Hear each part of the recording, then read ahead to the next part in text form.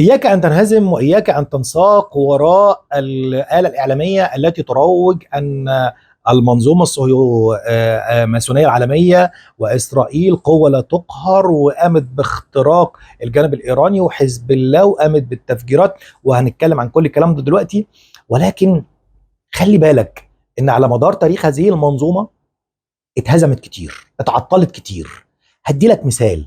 كان في سنة 1980 تم إنشاء نصب تذكاري في جورجيا، وكان مكتوب عليه عدة وصايا، وهذا النصب معروف إن هو ماسوني، وكان بيتنبأ بحاجات مفروض إنها هتحصل بعد 20 سنة. تمام كده؟ يعني من سنة 80 كان المفروض سنة 2000 اللي حاصل على اللي مكتوب على هذا النصب يكون واقع. اللي عمل النصب ده حد مش معروف لحد دلوقتي، ولكن هو له اسم كده، سموه ار سي كريستيان. سنة 1980 دفع لشركة جرانيت معينة عملت له هذه الصخور، واتعملت في جورجيا. كان مكتوب ايه على هذه الصخور؟ تخيل كده حضرتك، انت بتسمع عن فكرة المليار الذهبي، ان الناس دي او الماسونية عايزة تقضي على آه كل سكان الارض الا مليار فقط. لا، هو مش مليار، هو 500 مليون. اللي بيقول كده احجار جورجيا. تعال اقول لك الوصايا العشر اللي مكتوبة. اول حاجة مكتوب: ابقوا. ابقوا هنا يعني انتوا وصلتوا لل 500 مليون ووقفوا على كده. ابقوا على عدد الجنس البشري اقل من 500 مليون نسمة في توازن مع الطبيعة. ده معناه ان انت وصلت لل 500 مليون. يعني كان المفروض 2020 ان عدد سكان العالم ما يبقاش 6 او 7 مليار، لا ده يبقى 500 مليون فقط. ابقوا. ابقوا يعني خلاص انت وصلت، عشان بس ما نروحش كتير. ومع ذلك ما قدروش يعملوا كده، برغم كل الفيروسات وكل السموم المسرطنه وما الى ذلك، وبرضه ما قدروش. تمام. طيب، الحاجه الثانيه، الوصيه الثانيه: وجهوا التناسل البشري مع تحسين اللياقه البدنيه والتنوع. فكره ان لازم الناس اللي تعيش يكونوا اصحاء رياضيين عندهم لياقه بدنيه. تمام كده؟ ده الكلام ده، والكلام ده يمكن يعني احنا ممكن نتفق معاه مثلا يعني، ولكن هو في النهايه يعني فكره شيطانيه وليس فكره مثاليه يعني. وحدوا الجنس البشري بلغه جديده معاصره. ايه اللغه الجديده المعاصره اللي كان المفروض تحصل من سنه 90 لسنه 2000؟ لو هتبص كده هتلاقيه هو لغه العصر، الانترنت. هو عايز يوحد العالم في اللغه دي، وتنصهر الشعوب وتنصهر الثقافات، وكل واحد ينسى العقيده بتاعته، ونبقى عقيده ماديه بحته لا تؤمن الا بمن تراه او بما تراه. تعال نشوف نمرة 4: تحكموا بالعاطفة بالعقيدة والتقاليد وبجميع الأشياء بمنطق معتدل. أهو هو فكرة ترك العقيدة، ترك الموروثات، ترك العادات والتقاليد، ترك القيم. سيبك بقى من كل الكلام ده، وعيش الانفتاح، وعيش التنوير، وعيش كل الكلام ده. سيبك بقى من العقيدة، ما يبقاش تبقى مسلم ولا مسيحي ولا حتى يهودي، اللي هي اليهودية اللي بجد. لا لا لا لا لا، كل ده يدوب. فكرة اللي كانوا بيسموها الديانة الإبراهيمية، على فكرة فكرة الديانة الإبراهيمية هي ليست دين، هي فكرة اللي هو إلغاء الدين. واخد بالك، لو كلنا لآدم وكلنا أبناء إبراهيم وكل الأنبياء وإبراهيم أبو الأنبياء، فإحنا نروح لسيدنا إبراهيم. طيب، ما هو سيدنا إبراهيم كان حنيفا مسلما، يبقى الديانة الإبراهيمية حتى يعني سيدنا إبراهيم كان حنيفا مسلما. طب انت عايز تعمل ايه؟ لا لا لا لا، هو ما كانش مسلم ولا كان مسيحي ولا كان يهودي. هو يعني خلينا كده اللي هو ايه، من الاخر احنا عايزين نلغي الديانات يا جماعه، علشان تعبدوا واحد بس هيظهر لكم في اخر الزمان يحل لكم كل مشاكلكم الحياتيه، والفقير يغنيه والعيان يشفيه واللي زعلان على ابوه اللي هو ميت يحييه، وينزل لكم المطر ويطلع لكم الزرع، اللي هو مسيح اخر الزمان او الدجال، مش المسيح الحقيقي ابن مريم. طيب، نبص على الوصايا الخمسه: احموا الناس والدول بواسطه قوانين عادله ومحاكم منصفه. وصيه رقم 6: اتركوا الدول تحكم داخليا مع تصفية النزاعات الخارجية في المحكمة العالمية. اللي هو ايه بقى؟ لو مثلا اسرائيل دلوقتي دخلت لبنان، احنا ملناش دعوة. لبنان ده شأن داخلي، نحن لا نتدخل في الشأن الداخلي.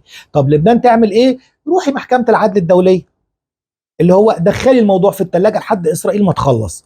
إسرائيل بتتوغل في قطاع غزة، في الضفة الغربية، راحت لدولة عربية بتضرب في اليمن، هتضرب في أي دولة، ملناش دعوة، ده شأن داخلي، محدش يتدخل في الشأن الداخلي، ده نزاع بين دولتين، وفي سيادة لهذه الدولة وسيادة لهذه الدولة. تمام. واللي عايز المتضرر على المتضرر اللجوء لمحكمة اللا عدل الدولية. تجنبوا القوانين التافهة والموظفين عديمي الفائدة، وازنوا ما بين الحقوق الشخصية والواجبات الاجتماعية، شجعوا الحقيقة، الجمال، الحب لإيجاد التوافق المطلق، لا تكونوا سرطانا فوق الأرض، افسحوا مجالا للطبيعة، افسحوا مجالا للطبيعة. خلاصة هذه الوصايا يا جماعة اللي هو شجعوا الجمال، حتى لو كان الجمال ده بورنو، عاري، مسف، شجعوا كل الكلام ده، شجعوا الحب، شجعوا كل العلاقات اللي هي خارج اطار القانون وخارج اطار شرع. ايه بقى؟ انت بتتكلم في مرحله كان مفروض يكون انتهى فيها اي حاجه اسمها شرع، اسمها دين، سواء مسيحي سواء مسلم سواء يهودي، تماما، اللي هو ذوبان الاديان، وان انت خلاص الارض بتتاهب لان تكون كتله واحده تنتظر الدجال القادم. ومع ذلك لم تتحقق. وحين اصطدمت هذه الوصايا والتعليمات اللي هي كان من المفروض، خلي بالك انت بتتكلم في وصايا لناس مفروض ان هم 500 مليون وحققوا كل الكلام ده، اللي هو خليكوا على النهج ده، هل قدرت الماسونيه انها تنشر هذا النهج وتحققه؟ الاجابه لا. برغم القوه التي تمتلكها هذه المنظومه وهذه المنظمه، ولكن فشلت. كذلك الكيان الصهيوني فشل على مدار تاريخ كتير جدا. الكيان الصهيوني اللي هو قدامك دلوقتي ده مش نتاج سنة 48 والعصابات الهجانة ابدا، ده منذ بدء الخليقة. هو ده الشيطان لما نزل على الارض. ربنا قال وجعلناكم شعوبا وقبائل لتعارفوا. الشيطان لا، جعلناكم شعوبا وقبائل لتناحروا.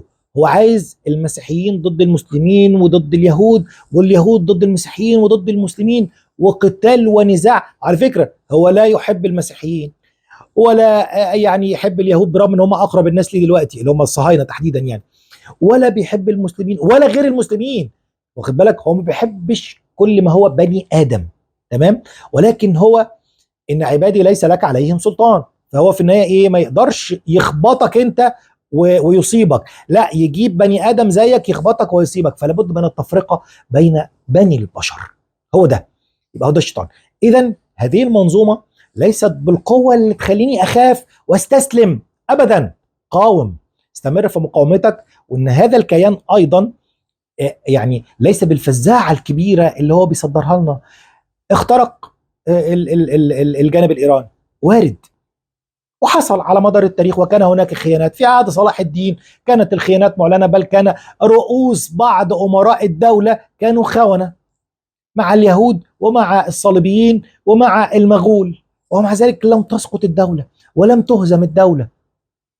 تخلصوا من كل هؤلاء الخونه، وبعد التخلص من هؤلاء الخونه كانت المعارك ابسط مما تتخيل. اخر معركه اللي انتصر فيها صلاح الدين هو بمجرد ما دخل القدس انسحب الصليبيين وانسحب اليهود، لان عارفين ان المعارك دايما في صالح الجانب اللي معاه الحق، حتى وان كانت اقل عددا وعتادا. وعلى مدار تاريخ هذه الامه لم تهزم هذه الامه الا بالخيانه، لم تهزم من ضعف، ولم تغلب هذه الامه ولم تنتصر بقوه سلاح او بقوه عدد، بل على العكس، في كافة معارك هذه الأمة التي انتصرت فيها كانت الأقل عددا والأقل عتادا.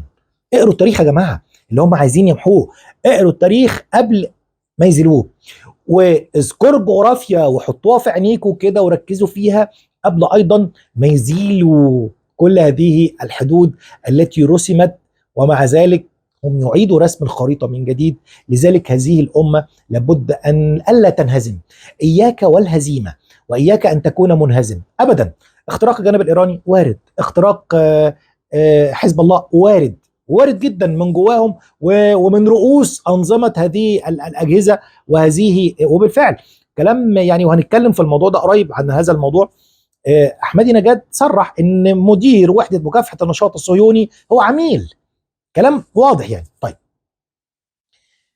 انفجر لان ما حققوش الكلام ده. في يوم 7 يوليو 22 فوجئت جورجيا بانفجارات عده لهذا النصب، وبعد شويه قاموا بالتدمير الباقي. سنه 2008 سبق ده بعض التشويهات، ظللوا بعض الحاجات زي منهم ال 500 مليون والكلام ده، لان ما قدروش، هم ما قدروش. ومع ذلك لما وصلوا ل 2022 قال لك لا احنا كده هتبقى فضيحه دوليه وفضيحه عالميه، واحنا اللي منهزمين وانصارنا هم اللي منهزمين لان ما قدرناش نحقق، ففجروا لنا الكلام ده وفعلا تم التفجير. لذلك خلي بالك تفجير هذا النصب دليل على فشل المنظومه الصهيونيه او الصهيوماسونيه على مدار تاريخها، ولن يكون الهزيمه الاخيره، لن يكون الهزيمه الاولى وليست الاخيره، ولكن طول ما هناك مقاومه، طول ما هناك صمود، فان هؤلاء سيغلبون. قول